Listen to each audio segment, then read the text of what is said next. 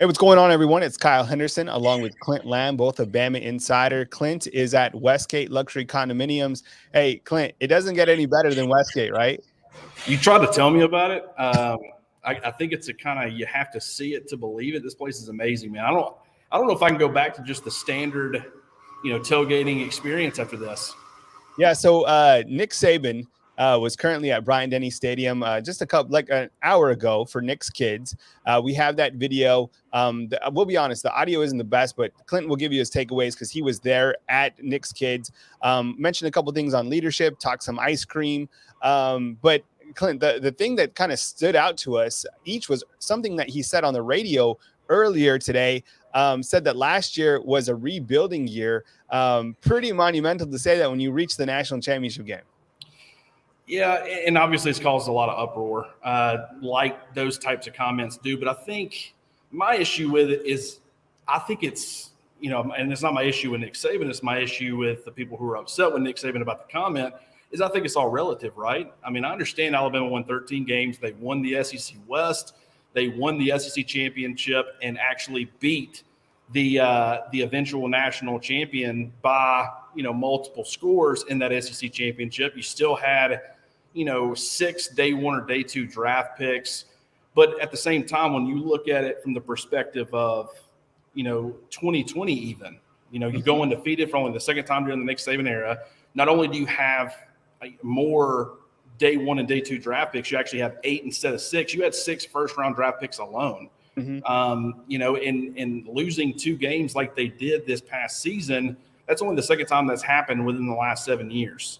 So I think it's all relative. I think Nick Saban, he doesn't have the same standards or the same definition for a rebuilding year as maybe other people, other programs. And I think that kind of puts those, fans or people in a different headspace. But I mean, when you just look at it from the perspective of a first-round quarterback was lost, a first-round running back, 2 first-round receivers, a first-round offensive lineman, a guy who probably would have been a second first-round offensive lineman in Landon Dickerson had he not had that torn ACL. You talk about losing arguably – actually, I wouldn't even really say it's arguable. The best offensive coordinator during the Nick Saban era and Steve Sarkisian. That's a lot of turnover. And defensively, they did return a lot. I don't think that was as much of a rebuilding side of things. But when you look at that and then you look at what they kind of had to deal with as far as the depth at running back kind of getting hit, the fact that by the time that you were playing in the college football playoff, you were playing younger players. And then, of course, in the national championship game, you lose Jamison Williams as well. Now you're looking at a situation where a lot of guys who weren't used to playing significant snaps were having to play a huge role. It was just, as a whole, I understand where you were trying to come from. It's just people take the typical rebuilding year term or phrase and they apply it to this situation. I don't think that's really what Nick Saban was talking about, but relative to Alabama and things that we've seen in the past, it was certainly a rebuilding year in my mind. Yeah, and I think you hit on a good point. And again, we're here with Clint Lamb of Bama Insider. We are, I'm at the studio here in Tuscaloosa. Clint is right outside of Bryant-Denny Stadium at Westgate Luxury Condominiums. One thing I want to say about Westgate, they are the presenting sponsor of this particular video, as well as Monday Night Quarterback. You can, during your trips to Tuscaloosa, reach out to Westgate. You can stay there. It's going to be tough to stay there during the game weekend. I'll tell you that, because those places are obviously sold out probably. But when you come to Tuscaloosa with your family, reach out to Westgate. You can stay there for the week. You can stay there for a couple of days. Check it out. First grade, top of the line facilities. I mean, I've stayed there before. It's tremendous. So check them out. Westgate, literally a stone's throw from Bryant-Denny Stadium. Here with Clint Lamb, Bama Insider. Last night we were talking some recruiting with Andrew Bone. Definitely hit the thumbs up, like, subscribe on our videos. We appreciate you guys. Kind of getting back to Saban today, who we had an opportunity to hear from him today during Nick's Kids event. You talked about leadership of this team, and you kind of go from last year being a rebuilding, this year having that leadership going in. I think you hit on some good points, Clint, in the fact that now Bryce Young going to be a junior, William Anderson going to be a junior. He talked about leadership during SEC Media Days again today at Nick's Kids, even having some a couple veteran offensive linemen returning. Your take on the leadership as we go into the first day of camp, which will actually be Thursday, August 4th. Well, I think that, Coach Saban hit on an excellent point with the leadership. I think last year it wasn't necessarily that they were lacking leadership, even though I do think to some degree they were. I think they got better with that as the season carried on. I think some guys stepped up. DJ Dell was certainly one of them. And there were a few other guys. I think his point is that it's not just having that leadership, it's having guys who are willing to respond to that leadership. And that's something that I think at least, at points during the last season, they kind of struggle with a little bit, is getting guys, some of those younger players, to buy into what the leaders were trying to tell them.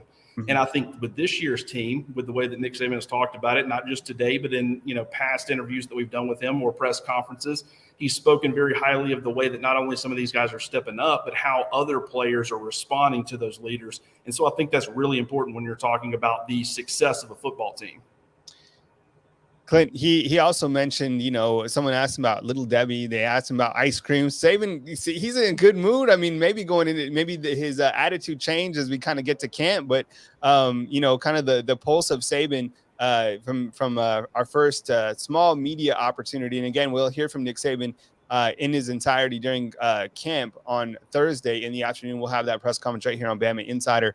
It seemed like Coach is in a pretty good mood today. I certainly thought the same thing. And it was really before he even hopped on and the camera started rolling. And maybe it's just putting him in that setting where there's maybe we just need to have a bunch of kids, roll with us to some of these press conferences and stuff as kind of a, human shield, I guess you'd say, keep us from, getting any kind of tongue lashings or anything like that. But yeah, he did seem in a great mood. And maybe it's just the fact that it's the start of fall camp. He's ready to get going. Maybe he's as excited as you and I are as far as football getting back. I know I am. It's something to cover. We're to a point where maybe we're not talking about what we think can happen, but reacting to what is happening. And I love that aspect of once you start getting into fall camp and into the season. But yeah, he certainly seemed in a good mood, and that could be, a very good sign for Alabama. Here with Clint Lamb of Bama Insider. Check out his great work at Bama Insider, along with Andrew Bone, Joseph Hastings, Jimmy Stein.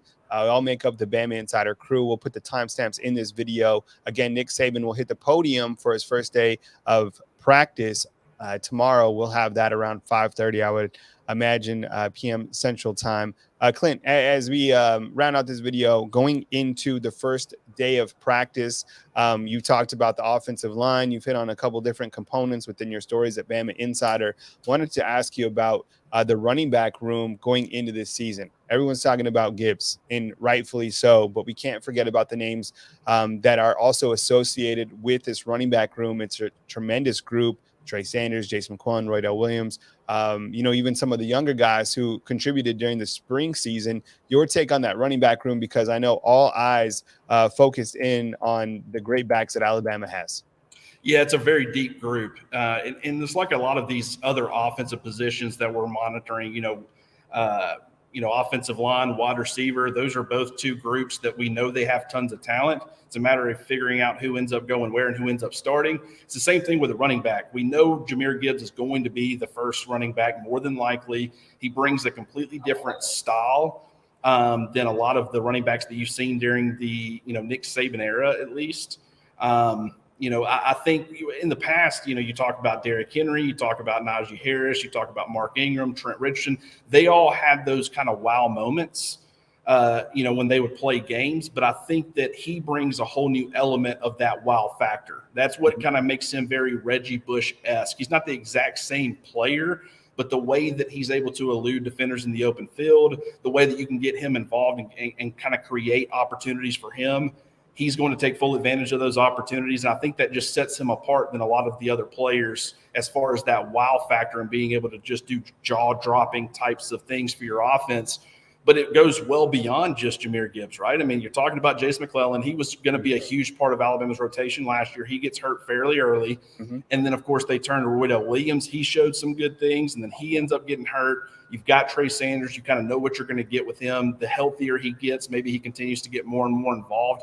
I think that maybe when you need that power element, Brian Robinson, if it was a 4th and 1, you trusted Brian Robinson was going to be able to get the first down. When you had Najee Harris out there, you have felt very confident that Alabama would be able to get the first down. Doesn't mean that they would every time, but just as a fan or as a coach, you trusted them in those opportunities.